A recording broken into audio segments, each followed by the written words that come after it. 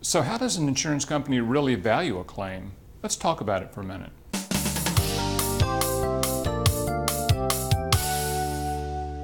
You know, a lot of people come into our office and believe that, that there's some formula and that when you consider where an insurance company goes through the process of putting a value on someone's injury claim, that there's some mechanical formula that they use and you crunch these numbers and you come up with a number, and that's simply not the case.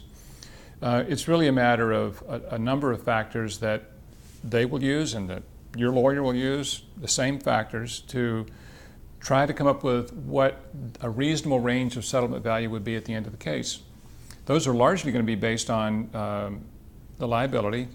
Was someone clearly at fault? Is there some argument that you might have some comparative fault, which might reduce in some way what they would owe you? The significance of your injury and how long it takes to recover, and whether the medical treatment you get completely resolves all of your injury symptoms, or whether you have continuing problems that will last into the future, particularly if you can't resume your lifestyle and those things that were very important to you.